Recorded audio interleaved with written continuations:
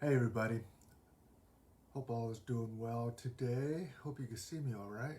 I totally forgot to turn on any lights up there. I guess we are the light, eh?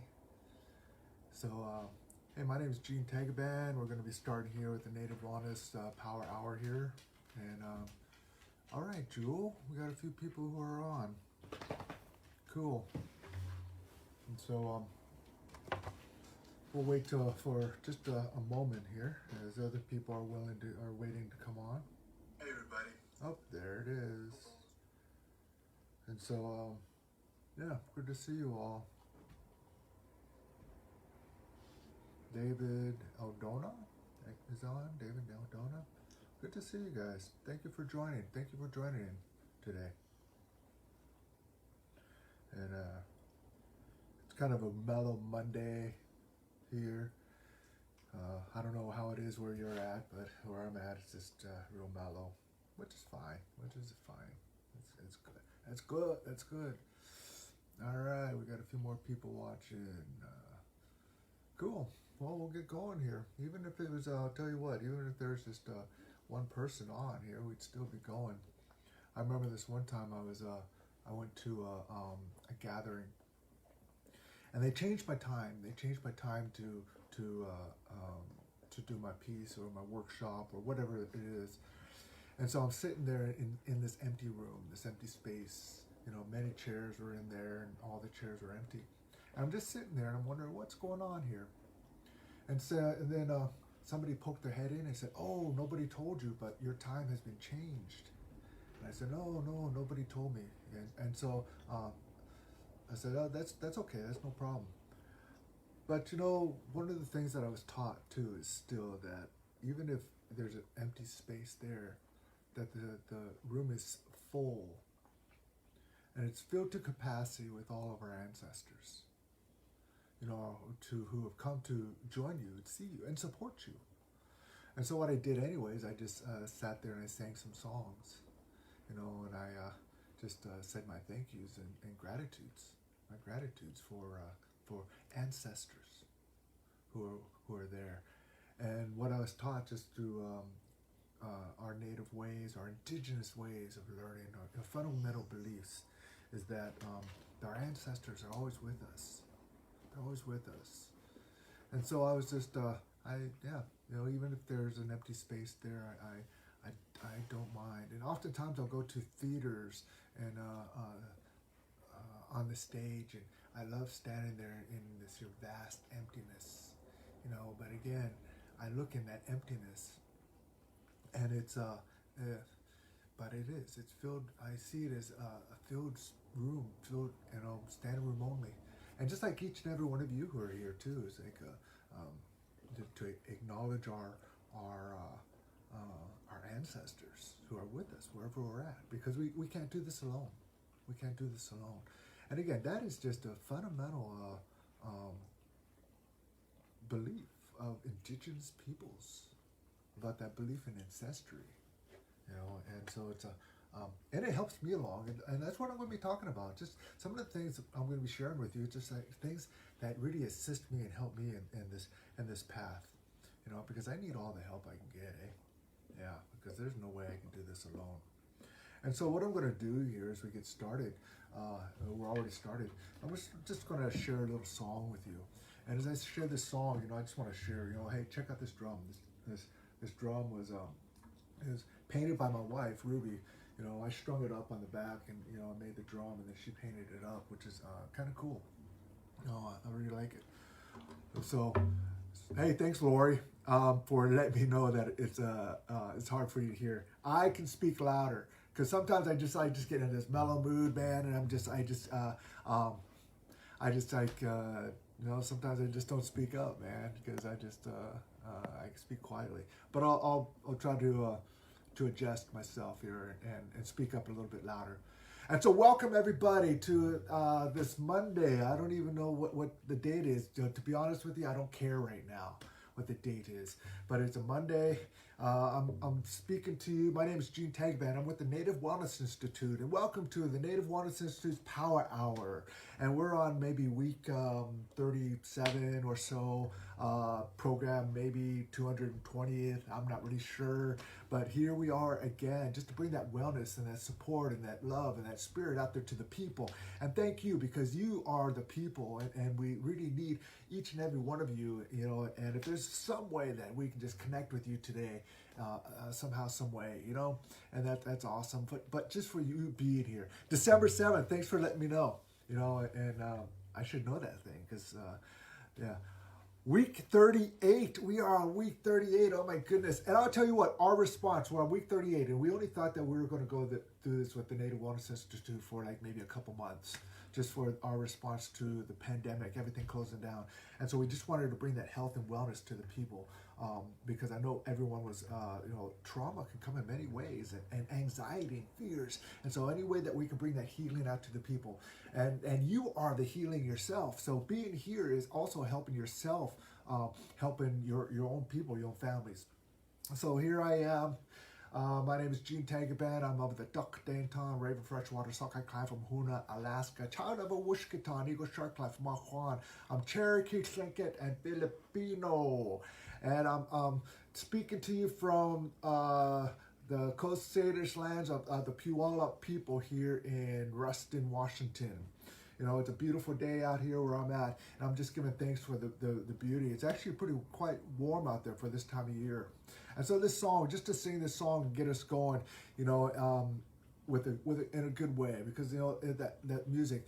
And so as I sing the song, I just want to ask you just to like step into your awareness, your consciousness or unconsciousness, and think about the land of your ancestors, where you came from, the mountains, the trees, the rivers, the oceans, maybe the plains, the animals that are around there, and even the people. And if you don't know what or where you come from, just think of a beautiful sunrise or sunset. Think of the wind blowing through the breeze blowing through the leaves and the trees, the call of the eagle or the raven, you know, or the waves gently lapping up on the shores, or the sound of the rivers, because that is exactly what our ancestors listened to. And I just want to encourage each and every one of you, just even if you're in the middle of the city, just find a piece of a plant or a tree, or even if you're looking up at the sky, and just to connect in that way, because that's how our ancestors connected as at the same time, you know. And so let me just share with you this here song here, you know.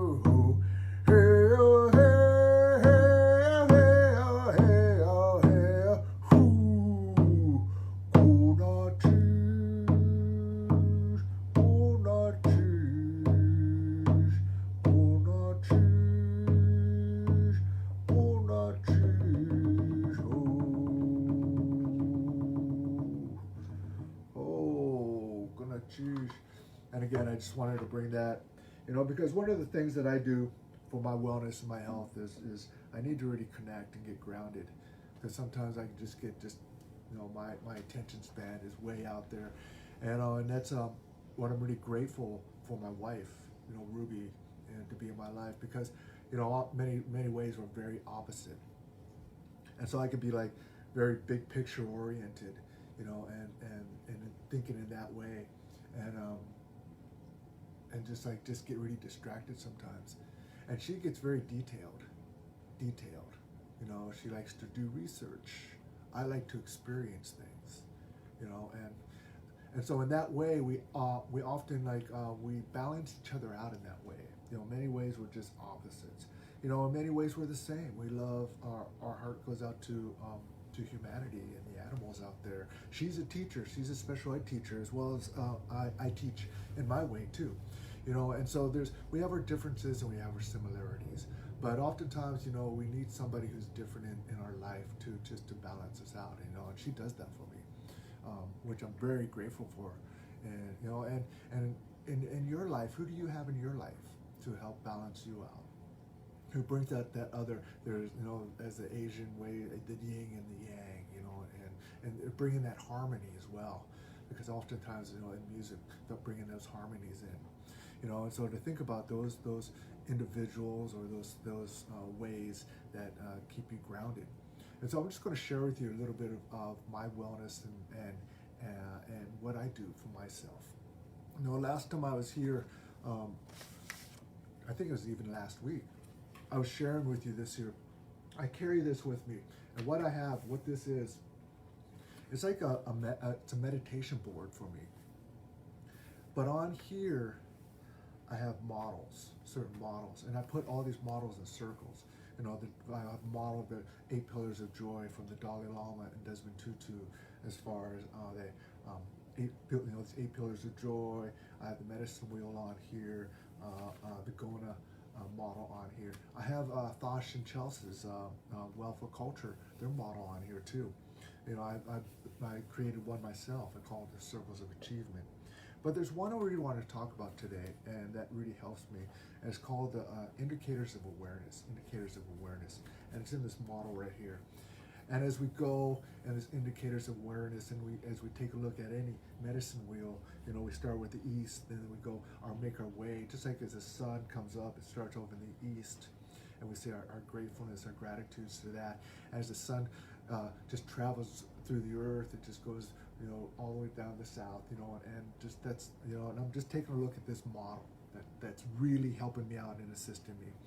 And so as I put this in, it's put in the medicine wheel form here. And I say this here, I believe this was a study taken through the University of Minnesota and those who work in outdoor nature connection skills. And what they did is that they went and studied. I don't even want to say that. It's because it's like many times as Native people we've been studied, and anthropologists come in there to study us and take a look at us, and observe us. I have a funny story about that too, but maybe I'll share that later. But no, what they did, they didn't actually study them. They went to go be with them, and to learn with these people. And when I say these people, the people in South Africa, it just slips in my mind. The people in Australia, indigenous peoples over in northern Japan, up in Mongolia, indigenous peoples who actually still live off the land. They went and studied them. Or let me correct that again. They went to go be with them. They went to go be with them and sit with them and to live with them and to learn from them. And from that, they came out with this model called Indicators of Awareness. And it's also based off the medicine wheel. And I use this in my life oftentimes. And in this Indicators of Awareness, this model that comes up from the East is this thing that we call common sense. Common sense. As my uncle told me, he says, common sense isn't so common anymore. Holy, And one of our best ways of learning is through common sense. And as I'm talking about these things, I want you to be aware of your own experience. And when I say be aware of your own experience, right now as we're here and I'm sharing this with you, is like as I'm talking to you right now, and I talked about a sunset, sunrise, sunset, the oceans, the mountains, and I talked about from your place that as I talk about and speak of these things, automatically our brain will go there, and we'll start taking a look at our own experience with these things. For instance, I have my dogs who are sitting here. What about you? Do you have a dog? Do you have a cat? And as I said these things right now, you just, boom, your brain just works just like that and brings in this experience of your dog or your cat. Or even if I asked you this year, can you remember your first car? What color was it? Was it brand new or was it used? Did you pay for it yourself? What was your first job? Oh, do you remember playing sports when you were a child? Or even going to school or being an artist? Yeah, those things. And as I'm speaking to you about these things, again, you just start reflecting on your own experience.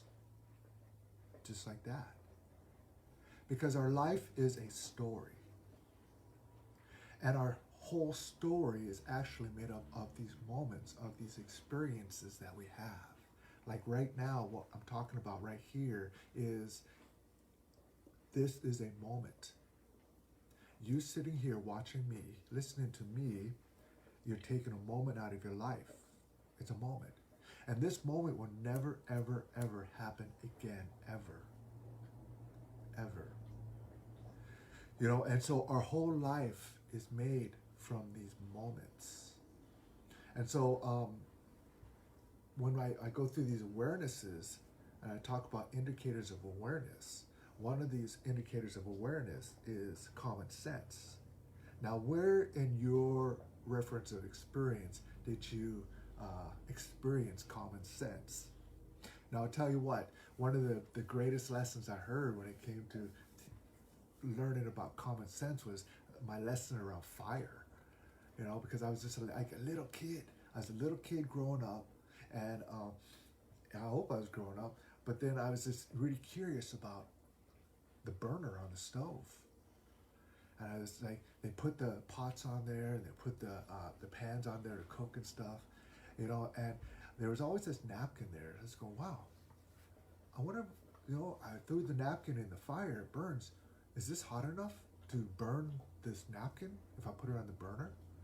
And so I was just a little child. I just went over there, grabbed the napkin, and I threw it right there on the burner, and sure enough, and family, everyone ran over there. They just like, what the heck you doing? And you know, and one of the things that I tell people is like, I got this flat spot on the back of my head, and I think that's just from like grandma or aunties and uncles like always smacking me, whack, right in the back of the head. They didn't hit me very hard, boom, but enough to know that, hey, you better listen, you know. So common sense, man. Common sense taught me that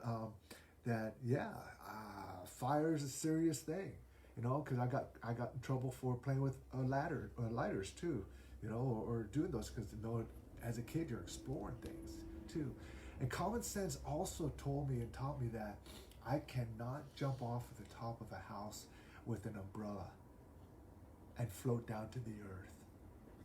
No, that doesn't work. Yeah. How many of you have tried it? I know you've tried it. I know you've thought about it.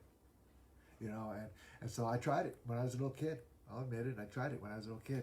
Jumped off the house with an umbrella, slammed down, and common sense told me I'm not going to do that again. Yeah. Heck no, I'm not going to do that again. You know, and I want to share this experience with you too. When I was younger, in junior high, my parents went out. My parents, oh, Francis, I'm seeing you. Francis, you tried that with the umbrella thing, didn't you? Yeah. And so anyways, when I was a little kid in junior high, my parents went out, and me and my buddy, we found the key to the car, an automatic. And we just like said, hey, let's take it for a spin around the block. It was winter time. It was a great time. We wanted to do some Brodies out there, you know. And so we put the key in there. We took off, did some Brodies out there, you know. And we're cruising through the neighborhood. Next thing you know, we hit a berm. Boom, berm. The car goes flying up and into the yard of somebody's trailer, and we almost took out their whole trailer. Fortunately, we didn't hit their trailer, but I'll tell you what, common sense told me never to do that again, ever, you know. But I have to admit to you this one, did that stop me?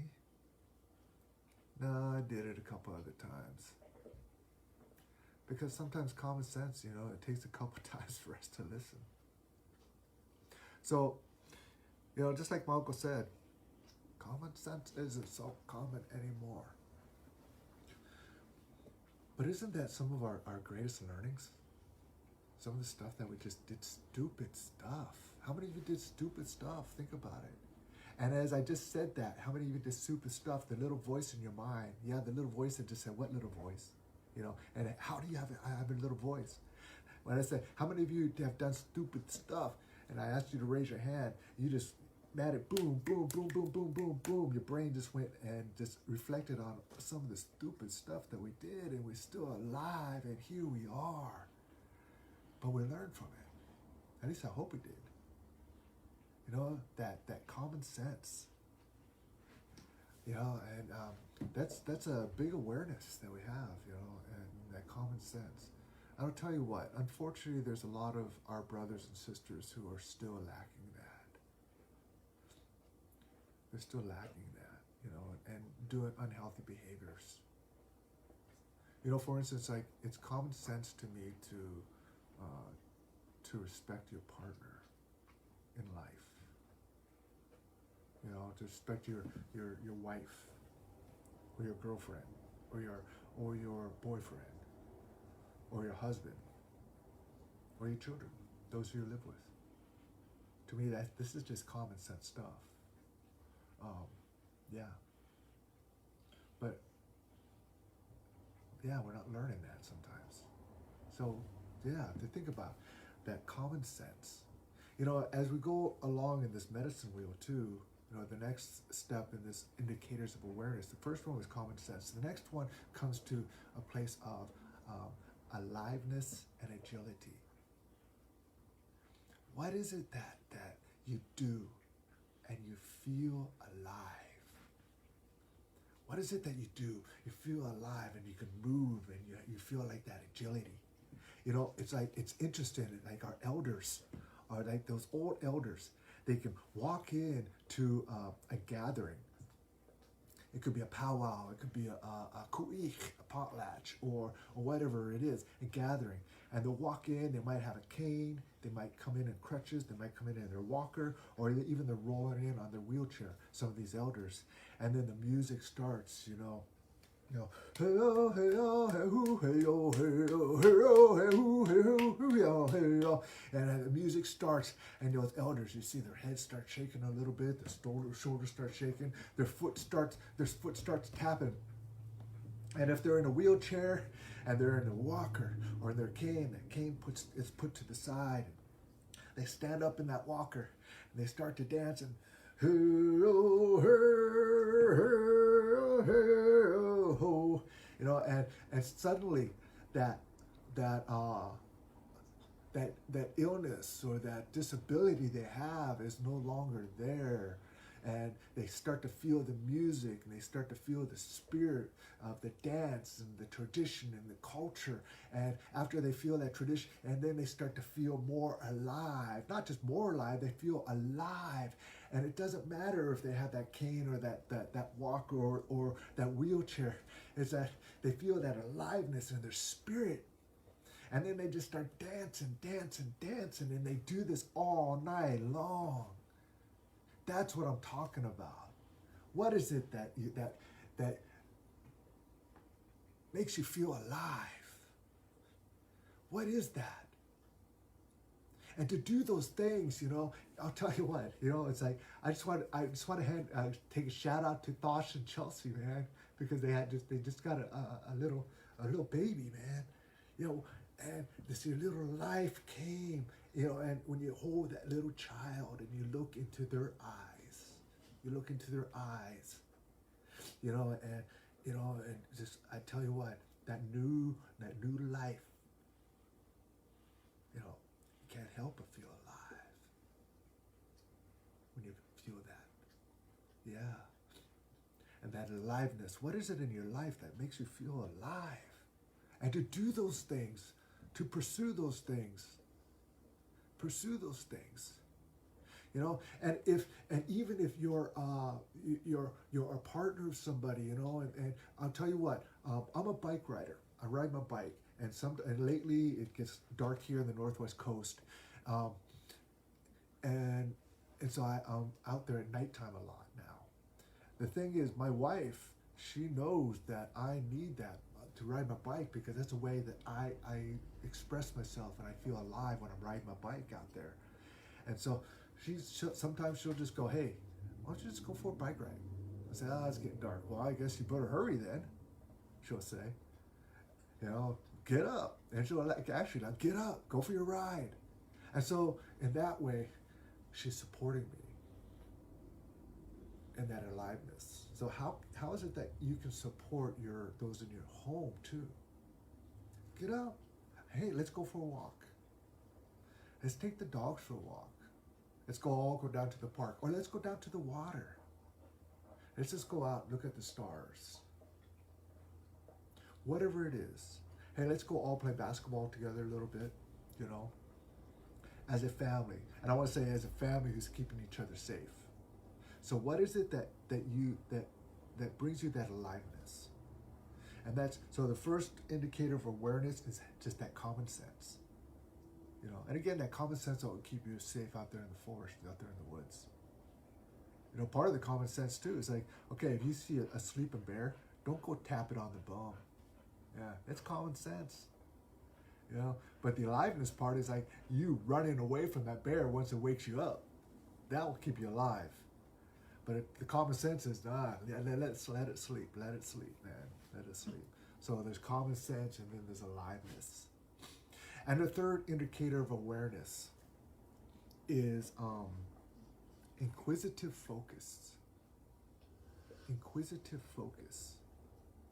What is it that you have a passion to learn? You see, because our brains, our minds, we want to learn. And if we don't choose what we put in there and teach it, it will learn on its own. Our brains want to learn. And it's one of those things. I want to ask you this question. How many of you want to get to that point where you're an elder? And when I say that you're an elder, because there's a lot of people who get to that point where they're that age, but they're not elders, they're olders. They're just old. I'm talking about those elders that when they walk into the room, they fill the space with their presence. They fill the space with their presence. And you feel that. But before those elders can fill the space with their presence, first they fill this space. And they fill this space. And what is it and how do you fill this space and this space? And what do you have a passion to learn? That's that inquisitive focus. That you will you have such a passion to learn it that you'll study it, you'll watch it, you'll just crave it. Like some people, some of our young people, they're musicians, they're naturally musicians, and they're natural artists. And so they're online and they're finding ways, for instance, let's say a guitar player or a bass player, and they're finding online tutorials to how do I play the bass or how do I play the guitar. And you don't even have to tell them. You don't have to get on them about, hey, you better practice that guitar. I spent a lot of money on that, and that's that. Some of these, they have that inquisitive focus that they're looking for. Or some people are really totally into birds. I'm into birds and I like to study birds, and I like to study the bird language. And so I'll go out there walking out there in the forest into the woods, and I'll open my ears and listen. And even listen for the birds, not only close by, but also those birds that are far away. And what are they talking about? What are they saying? I have this passion to listen to the bird language and find out what's going on. Because if you want to know what's going on in the forest, listen to the birds, and they will tell you. That inquisitive focus. Some of you want to learn how to weave, or sing, make drums, or bead, whatever it is. What is that inquisitive focus? And some of you have a passion to be a doctor, a veterinarian. I have a niece who's going to vet school, and she's going to be a vet. She has a passion for it. She loves it. She loves animals. And so she has this inquisitive focus to study and go to school and learn about what it means and how to become a vet. And I'm asking you, that inquisitive focus, what is it that is in you that you have a passion to learn? What is that? that's going to keep you moving, keep you motivated to learn, that's going to get you outside or doing some research, whatever it is. What is that? That inquisitive focus that you have for yourself. So the first step, the first stage in this indicators of awareness is common sense. Second one, aliveness, agility, move, inquisitive focus. And then as we move over, again, I'm referring to a medicine wheel. We have come to this place of caring and tending. Awareness, caring and tending. And we're talking about caring. First step in that is like caring for yourself. Are you caring for yourself? Are you tending for yourself? Your health, your wellness.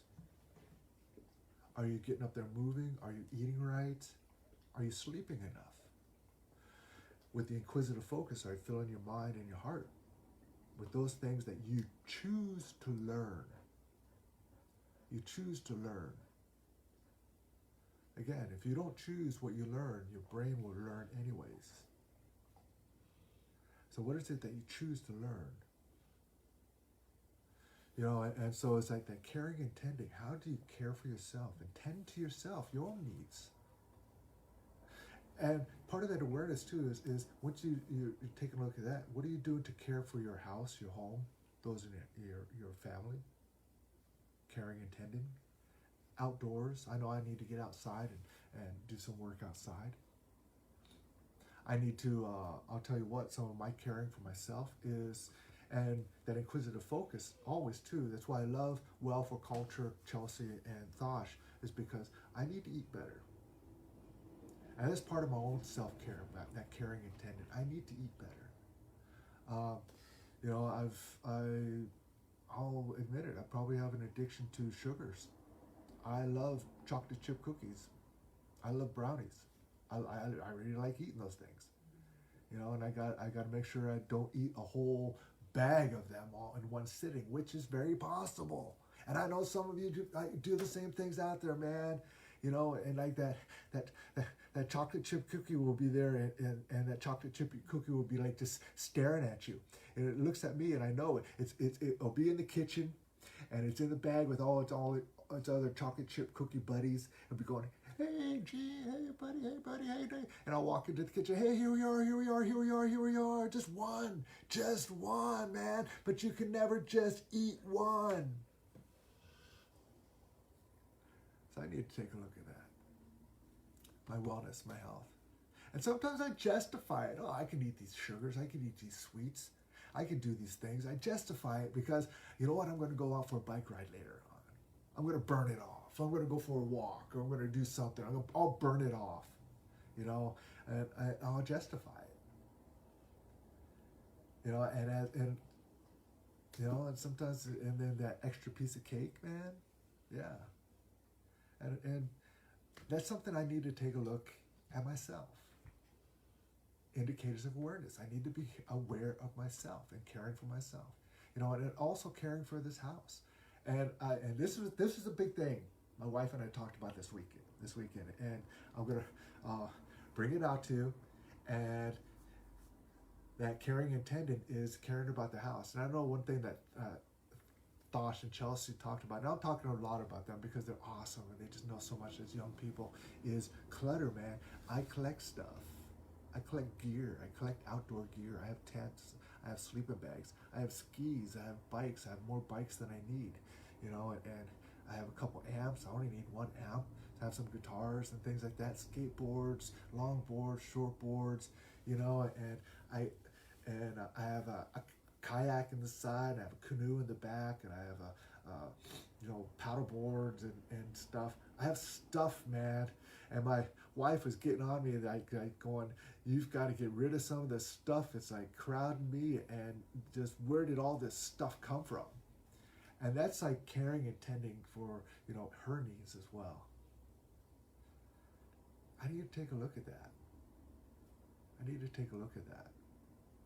So, Any of you who might be looking for a longboard or skateboard or maybe some skis or and things like that, let me know. I got stuff I need to get rid of. I have guitars I need to start getting rid of too. I like Beth's response. I just happened to look at start baking on her own. Yeah, that's one thing too as far as caring and tending. My wife does bake here at home, and we do make home meals. We do make home meals, which is great. Let me reframe that. No, my wife makes home meals. All right? She makes home meals. I eat her home meals. But we do have a deal where she cooks and she does all that stuff, and I'm the one who does the dishes. I'll clean up the dishes, I'll wash the dishes and do those things. And so let me reframe that like, I'm not going to say, oh yeah, we cook home meals. No, my wife cooks home meals, and I'm the one who eats them. I just clean the dishes and all those things. And so that's something I need to be aware of too, And so thank you. And again, so what do you need to do for caring and tending for yourself? So the first step, again, it goes to common sense, aliveness and agility, to inquisitive focus. What is that moves you to learn? Over to caring and tending. Caring for your house, tending for your house, and your home, and yourself. This is your home. This is your house. My uncle says, not enough people doing their homework. What he was meaning is like, this is our home. This is our house. We got to take care of that. And so as we go over in the medicine wheel and over in the West, there's this, we have is service to the community. In this indicators of awareness, it goes service to the community. After caring and tending, service to the community. So what is it that we could do to be in service to our community? What is that? And oftentimes, I want to share is that we all have a skills, gifts, and talent. We all have our own personal skills, gift, and talent. And what is that? Some of us, I have a buddy of mine, he's great at providing wood for the people and for the community. Some people are really good at food. Man, there's this brother out there in Nisqually, is CJ. His native brother who's like 7 foot tall. Man, I go to shake his hand, and his hand just morphs my little hand here, man. But he's a cook. He's a chef. He has a passion for food, and he provides food for the community, meals for the community. So he's in service to the community. And some people are in that service to community of just going out and visiting elders, sitting with elders, checking in with them.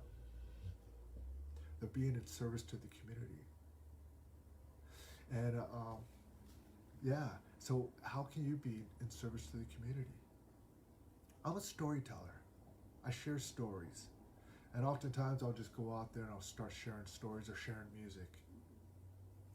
And assist in that way for the community, our native community here at large, online, or even in the community of my neighborhood around here. So how and can we be in service to the community? And how can we be in service to the community safely during these times of pandemic? Yeah. Oh, somebody said my grandkids need a kayak and paddleboard and to take it to the cabin. Let me work on that, man. Let me work on that. Depends on where you're at. So, again, how can I be a service to the community? Part of my service to the community is probably start donating some of my stuff to kids, organizations that could use some of these things. Sleeping bags. We have a huge homeless community here in Tacoma, where I'm at. And my wife and I, oftentimes, we'll just go by and we'll just buy them food. We'll buy these people food.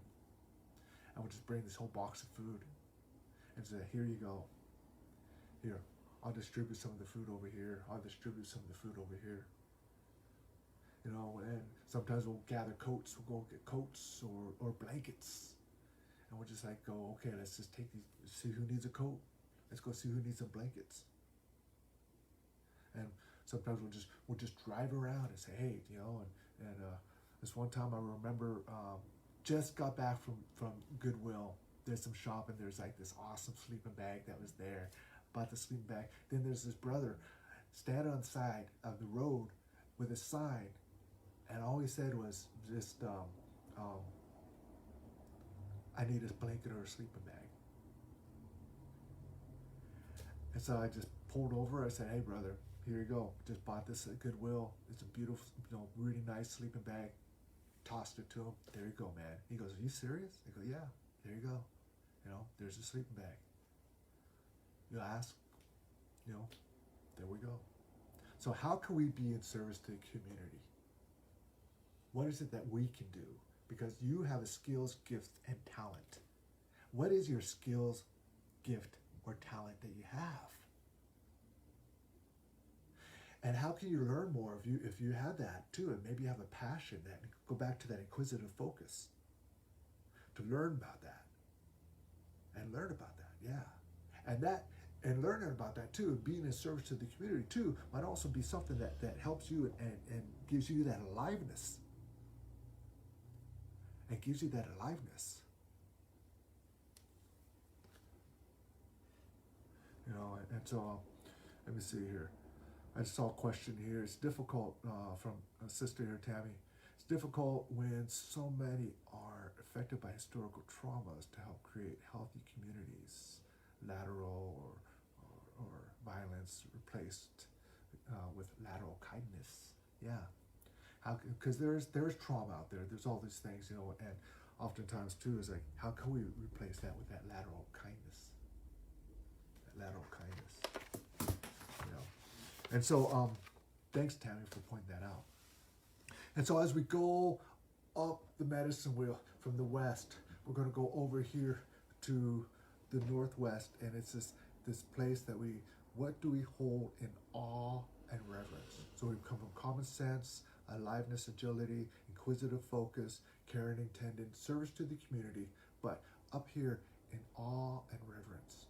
And what do you hold? What do you hold in awe and reverence? What is that? I'll tell you what I hold in awe and reverence for myself is sunrises. Every morning, this is a ritual that I have. Every morning when I get up, one of my first thing I let my dogs out. And our house faces directly, the back of our house faces directly east. And sometimes I know when that sun comes up, and especially when it's cloudy here in the northwest, and when that sun comes up, and that even before the sun peaks up, the daylight is coming. And the daylight is shooting out, and sometimes it's shooting out to clouds and makes this beautiful, beautiful scene. And I'm standing there on my back porch watching this. And then that little bit of the sun will just peek out, and it's as if just like there's an explosion. And it just keeps coming and coming and coming. Every time I see that, I just can't help but just go, wow. Another thing that I hold in awe and reverence out there in nature is I'm from Southeast Alaska. And in Southeast Alaska, we have the humpback whales that come through. And sure, I like to see the killer whales, man, with the big fins, and I love to see the pods. But there's something about when I'm up there, I always look for the humpback whales, and I always like seeing the tail, the fluke. When that tail comes up and it's diving down and it just comes down. You see, every time I see that tail come up and swim down, I cannot help but be reminded of Spirit and Creator. To me, that's what that is, and that Spirit and Creator I hold in awe and reverence. A little child, I hold, in awe and reverence. I'm sure Thosh and Chelsea, they just had a little baby, and they have a little one, aloe. You know, when they hold that child, oh yeah, they just go, ah. But when that baby just came into the world just this weekend, you know, and just like, oh my goodness. When you're holding a little child, you can't help but just going, oh man, oh. What do you hold in awe and reverence? You know, sometimes I just be sitting here and I'll be watching my wife. I'll be watching Ruby just sleeping. Do you hold your partner in awe and reverence? And I'm watching her sleeping, and I'm just like, go, wow. Man, I'm just lucky. I'm lucky. Because I'm sure she watches me sleep sometimes too, and my mouth is open, drool's coming down, and I'm like, you know, and that's when she has to shake. She grabs my face and shakes my face, like come on, I'm trying to sleep, you know, and yeah. But she still loves me, man. She still loves me. But what do you hold in awe and reverence in your life, man? And seek that out. I mean, even to what you eat, like when you eat like salmon, freshly cooked over the fire. I'm like going, oh my goodness.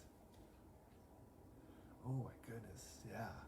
Food, good healthy food. I'm not talking about the Big Mac. You're talking, you know, some people, they're unhealthy addictions to that. It's like they see that Big Mac, they're going, yeah, yeah, no, push that one away, and bring into our fresh foods. You know, and again, what do you hold in awe and reverence? Yeah, and to really think about that. You know, I was just looking at some of the posts here, and again, refer back to your own references of experience, because it's different than mine. So again, I'm going to go through here. We got, you know, this indicators of awareness, common sense, aliveness, inquisitive focus, caring and tending, taking care of yourself, service to the community, and all up the medicine wheel, on reverence, in the northwest, and then as we go up to the north, we come up to this aspect. It's called self-sufficiency. Indicators of awareness when you're self-sufficient. You know, and part of that was one of the times when I really felt that being self-sufficient was when I traveled cross country in a van, experiencing, living, taking care of myself, finding odd jobs here and there, you know, and visiting people, tribal people, people of all colors, white, black, yellow, red people. But I spent this whole time just traveling across the country in my van, learning, experiencing, taking care of myself. And it was there where I just felt this here sense of being grown up, being an adult. I'm still struggling with that thing about being an adult, but that thing about being self-sufficient, taking care of myself there. And there's the thing too, is I grew up, you know, and one of the jobs that I had was I was a tree planter, and I lived out in the woods, planting trees, me and my buddy. That's what we did. So we were hung out in the woods, and sometimes what was cool, the cool part about this job is that, sure, sometimes we had to hike in, we had to take 4-wheelers, go in, or 3-wheelers at the time, and make it into these camps through the logging roads. But we would fly us in with these helicopters, and we'd go be out in these remote areas, and all our gear, everything, just drop us off. And then when they flew off, everything was quiet. And the only ones that were out there were just me and my buddy. Just me and my buddy. With about 400 acres that we had to plant. And we'd stay out there for month, 2 months at a time, easy. Taking care of ourselves, watching over ourselves, each other. You know, and I learned about being really self-sufficient there, out there in the woods. About food, keeping things clean, keeping each other safe. Not only from injuries, but from predators. You know, and keeping each other sane, or ourselves sane, because when you're out there, and you know, I find it that a lot of people have a hard time spending time with themselves. A lot of people have a hard time spending time with themselves. You know, and it was there that I really learned about appreciating myself. You see, I have to spend 24 hours, 24/7 with myself for the rest of my life. Get to know who you are and appreciate yourself. Hold yourself in that awe and reverence. Let's see what time it is. Holy, time just goes by so fast. So hold yourself in that awe and reverence, you know, that self-sufficiency. And I just want to say too, is part of that too is with this indicators of awareness in this area of self-sufficiency is to, you know, give yourself a pat on the back. Because you're here you are. You've made it this far, man. Even with our traumas, even with those things that they call historical traumas or lateral violence or oppression, you know, all these things that have happened, all these things that you've had to go through. I'm not talking about your ancestors. They went through their own traumas. And oftentimes I heard this thing about Dr. Michael Littlebird, or I can't remember his last name. Anyways, look him up. But he was talking about this thing about historical traumas, that our ancestors, the traumas that they went through were just so much more than the traumas that we're going through now. But they're still our traumas. But even though all those stuff that we have gone through, or you have gone through, here you are. You are still here. I know people who like their arms are just all marked up because they cut themselves. Boom, boom, boom, boom, boom, boom, boom, boom, boom. Trying to get rid of all that pain, that hurt, and feel something else. And although they're all marked up and scarred up, here they are. Resilient, persevering. Here you are. Self-sufficiency, man. You need to pat yourself on the back. Hold yourself up in this awe and reverence, because some of those things that, Dr. Michael Yellowbird, you know, take a look and listen to this guy. Read his books.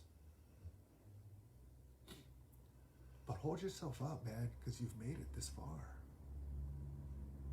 And that's a beautiful thing. That's a beautiful thing. So as we go through this here indicators of awareness, we come through common sense, aliveness, agilities, inquisitive focus, what it is that keeps you want to learn, to care and intend and taking care of yourself, you know, and those in your life. How can you be in service to your community? And what can you do? Let's take a look at your skills, gifts, and talents. And then we go up here to what do you hold in awe? And what do you hold in reverence? You know, and whatever that is. And then we go up to this area I've called, to the north, it's called self-sufficiency. You know, and then we go over to this final direction. And that final direction is to the northeast. And that is quiet time. That's quiet time. It's just taking that time just to sit and reflect. You know, I talked a little bit about this last time, but in order to, you know, we don't always have to stay busy.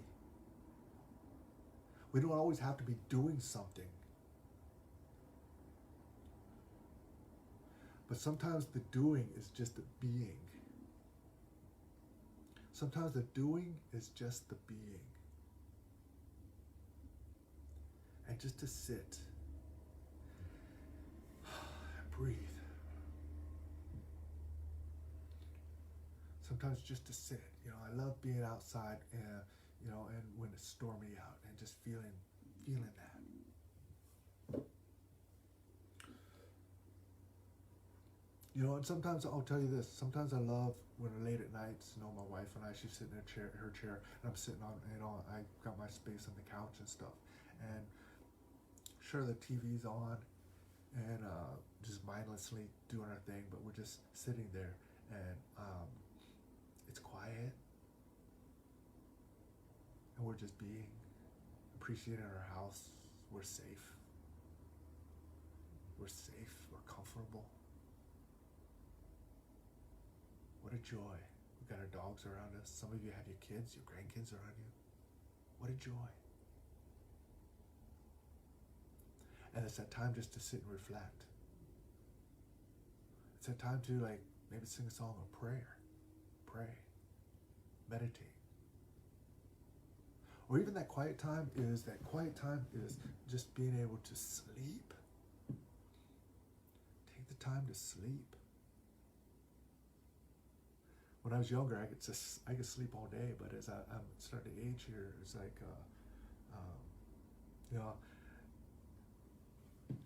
I never understood how my grandma, my grandpa, they'd always get up early in the morning and things like that, no matter what. Even if they went to bed late, they'd still get up early. I'm getting to that point, man. I can go to bed late and stuff, but I'll still get up like, I slept in this weekend to 7:30. I was sleeping in. You know, but just the quiet time of being able to sleep.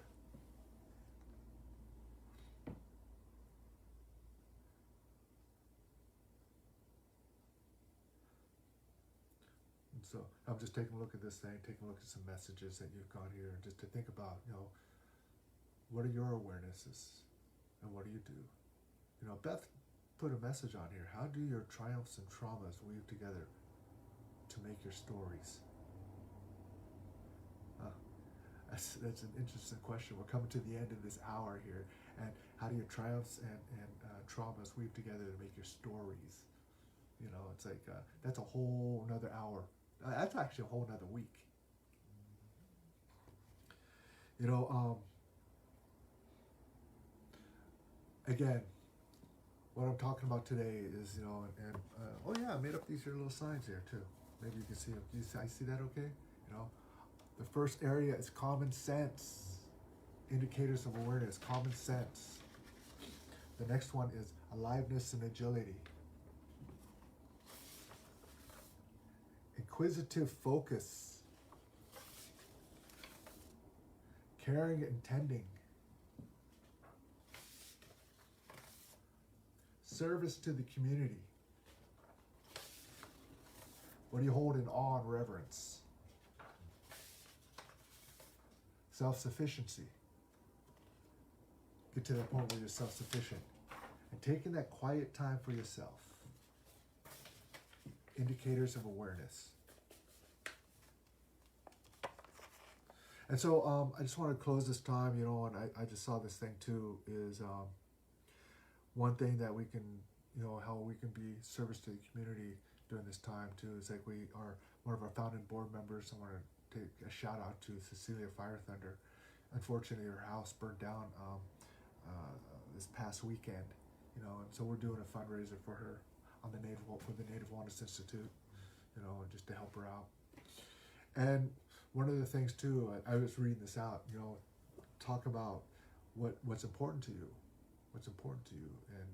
and so when she was running out of the house, what she grabbed was her pipe, her feathers, and her cat. Her pipe, her feathers, and her cat. And she's running out of her burning house. And she had time to gather up, even thinking to herself, what am I going to grab? What do I want to grab? Her pipe, her feathers, and her cat. Yeah. Hey, Cecilia, much love to you. Sending that love out to you. So thank you all for just taking this time with me, this hour, this moment. You know, and you know, a sister talked about our traumas. Our life is a story. You know, and those traumas and those triumphs are all part of our story. And our story, our life story, is made up of moments.